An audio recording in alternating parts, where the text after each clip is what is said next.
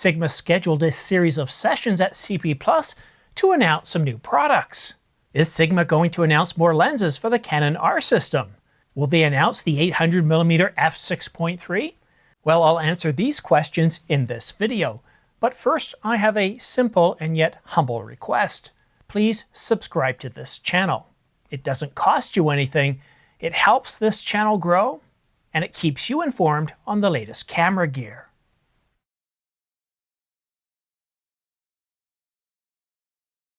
Sigma just confirmed that they're announcing new lenses at CP Plus, which is held in Yokohama, Japan. On February the 27th, between 1400 and 1445, Sigma scheduled a session behind the scenes of Sigma product development. Then on February the 28th, between 1200 and 1245, Sigma scheduled a session called A Little Bit of Ozone. But on March the 1st, we have two sessions. One at 1200 to 1245, which has the title of Content to be Determined, and the other at 1610 to 1650, and it's called About Sigma's New Products. It's the two sessions on March the 1st that have my attention. The first one, of course, where it says Content to be Determined. Well, we know that they're going to announce new products there because in the second session around 4 o'clock in the afternoon, they're talking about the new products that they've, well, announced. The only question is, what products are we getting? Could we be getting a super new exciting lens coming from Sigma that nobody else has yet delivered? Or could it be a super telephoto, a zoom, or a prime?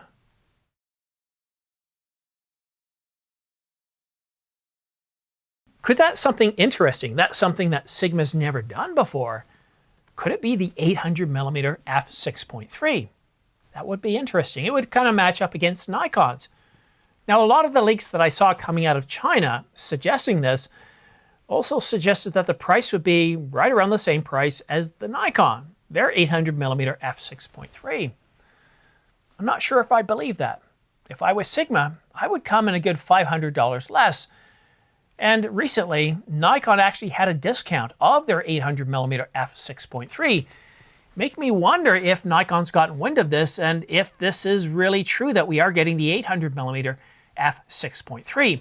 But there's another potential option of what Sigma could announce. Sigma's had great success with the 5 APS-C Canon RF lenses that were announced in 2024. Sigma themselves have stated that the response was very welcome, very good.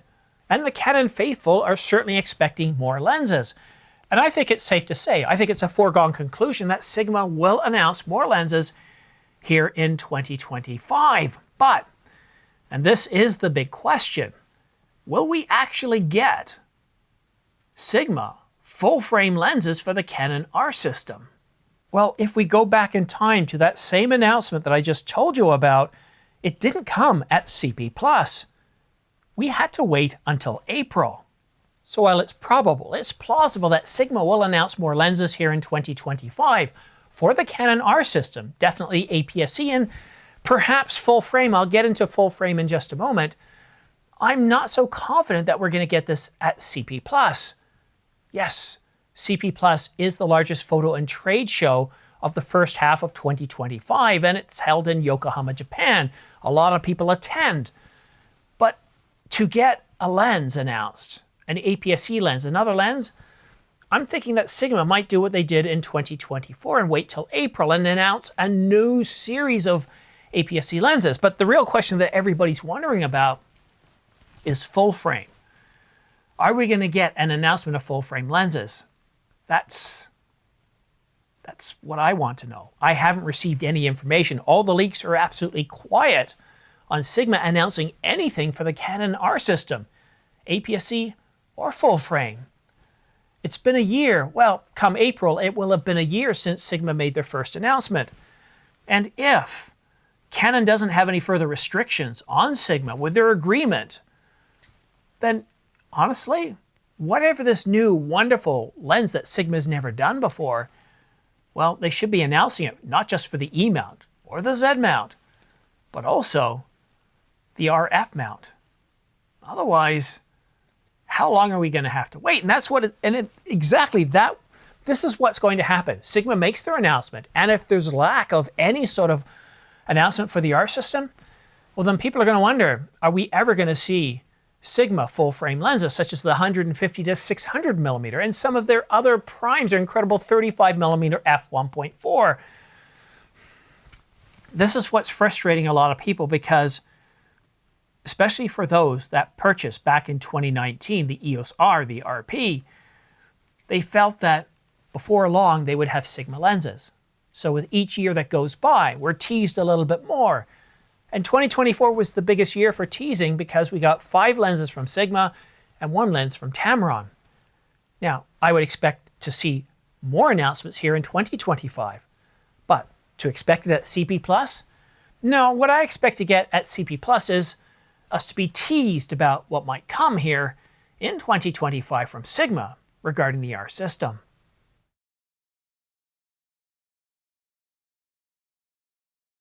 While much of the United States and Canada were getting an ample supply of snow, I was out with a Canon RF 24-105 f2.8 L image stabilized USMZ. I absolutely love this lens. The internal zoom was much appreciated weather sealing this device from the crazy snowstorm that we got. And I've got to say, the zoom, the pulls manually, so much smoother than the 24-105 f4. It really feels like it's designed for filmmakers. Then you've got that aperture ring. Though the one thing I do want to comment about with the parfocal zooming, well, it's as I predicted, it's quasi-parfocal zooming.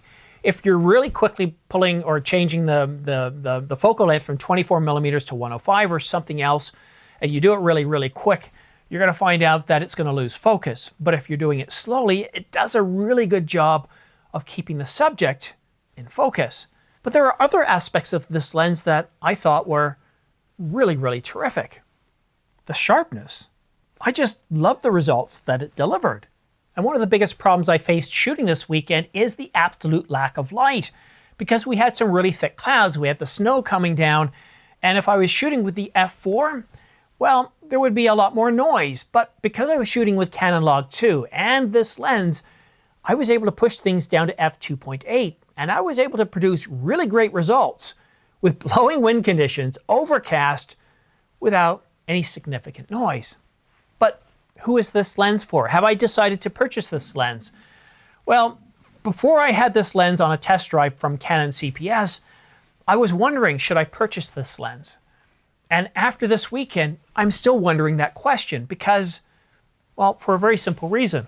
This f4 throughout the entire focal length, it's compact, which is great for travel. Now the f2.8, because it's an internal zoom, it is much bigger, and because it's an f2.8, it's much bigger, it's longer, but if you're shooting in, how shall we say, moist conditions, so you've got the snow coming down, melting on the lens, or you've got mist, or you've got rain, you don't have to worry about dragging it into the lens because of this external zoom. So that's a big deal. But if you're traveling, I find that the weight of this lens gets in the way. It has its own foot. That should tell you something. With this lens here, I find that I can have the R5 and this lens around my neck. I'm just kind of holding the lens lightly, but I don't have to worry about ripping the mount off. I couldn't walk around, whether I'm hiking the mountains or I'm down at the beach. Hiking around with this 24-105 f2.8 around my neck with the R5 Mark II. Most likely at some point, after walking around, some part of the lens or the camera would pull apart from each other, completely wrecking it. I still see the need for the 24-105 f4 as a great travel lens, as a general purpose lens. But for those situations where I'm not traveling, for those situations, and I think this is one of the best use cases for this lens. You're shooting in low light, you're shooting weddings, you're shooting events, you're shooting anywhere indoors.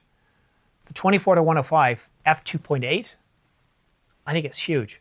And like the f4, silent operation. And if you want to pull zooms without the jerkiness that you would have with manual, and some of you, maybe you're really good at this and you don't need the power zooms,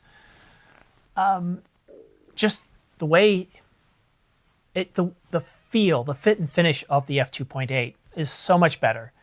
It's a fun lens, but at $29.99, I have to wait a little bit further into 2025. My fiscal year is only about half over. So I need to see what else is coming out to determine what I'm going to purchase. Do I get a new computer? Do I get the 35mm f1.4, the 24-105 f2.8, or some other lenses, the 70-200mm Z f2.8? There's so much to pick, and I've only got about $10,000 to purchase. And with this taking a good 30% of that, well, this is the f4, but with the f2.8 taking a good 30% of that, I'm going to wait a little bit longer. But in terms of fit and finish, f2.8, shooting in low light conditions, the quasi-parfocal, it's a very solid lens. The optical quality is very good. Let me know what you think in the comment section down below. And have you purchased it yourself? Because I wish I could keep it. But this is, you know, if you're not a Canon CPS member, this is one thing that you really want to consider getting. If you get the platinum level, it's Canadian, it's $250 a year, so it's probably something like $150 or $200 US. But you get to test drive or basically rent for 3 days. For 3 days, for free of charge. They'll ship it to you, no charge, and you can ship it back, no charge. And any lens in their arsenal, you can test drive. That 800mm f5.6 that I was talking about in this video, yeah, that's included. That's an expensive lens. Or what about the 400mm or the 600mm primes? Or what about the R1, the R7, the R5 Mark II? Yeah, that too. The R5C?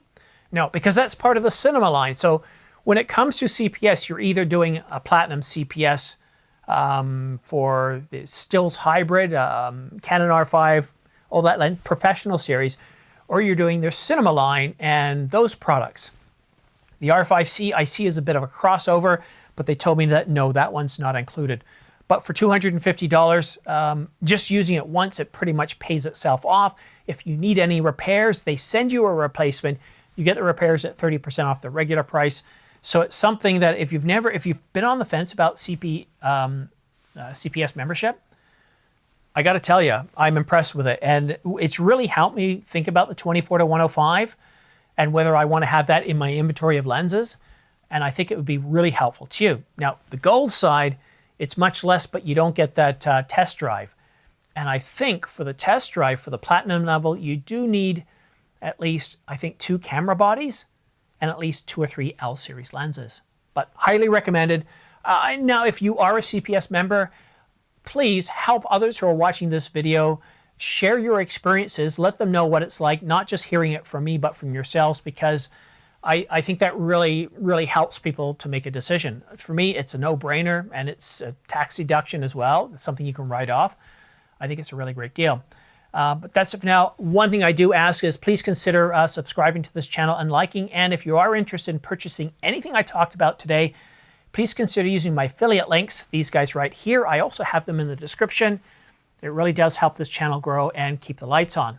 But that's it for now. Have yourself a great day, a great week, at least what's left of it, and we'll see you again soon.